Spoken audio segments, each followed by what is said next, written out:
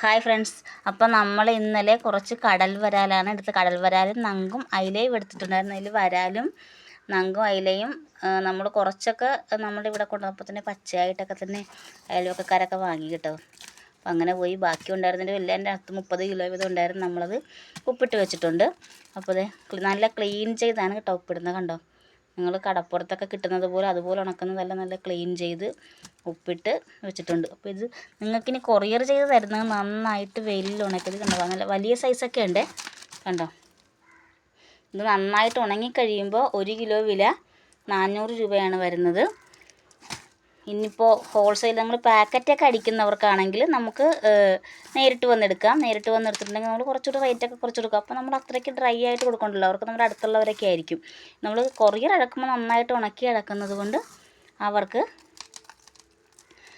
400 രൂപയാണ് വില കേട്ടോ. നേരിട്ട് വന്നെടുക്കുവാണെങ്കിൽ കുറച്ച് റേറ്റ് കുറയും. പിന്നെ ഉള്ളത് അയില.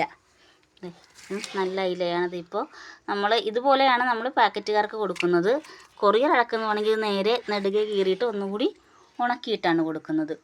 പിന്നെ ഉപ്പിട്ട് വെച്ചിരിക്കുന്നത് മാന്തളാണ്. കണ്ടോ, മാന്തളതേ നല്ല ഉപ്പ് വെള്ളത്തിൽ കിടക്കുക. അതെ, നല്ല ഹാർബറിൽ നിന്ന് നല്ല പച്ച മാന്തൾ കൊണ്ടുവന്ന് നമ്മളിവിടെ കൊണ്ടുവന്ന് നമ്മുടെ വണ്ടിയിൽ നിന്ന് ഇറക്കുന്ന ടൈമിൽ തന്നെ ഇവിടെ 2-3 പീലിംഗ് ഷെഡുകളുണ്ട്, ചെമ്മീൻ പീലിംഗ് ഷെഡുകളെ. അവിടെ പോകുന്ന ആ ചേച്ചിമാരൊക്കെ കണ്ടിട്ട് അവർ വന്നിട്ട് എല്ലാവരും 1 കിലോ 2 കിലോയൊക്കെ വാങ്ങിക്കൊണ്ട്. അപ്പോൾ നമ്മൾ ഉദ്ദേശിച്ച അത്രയും നമുക്ക് ഉപ്പിലിടാൻ പറ്റില്ല.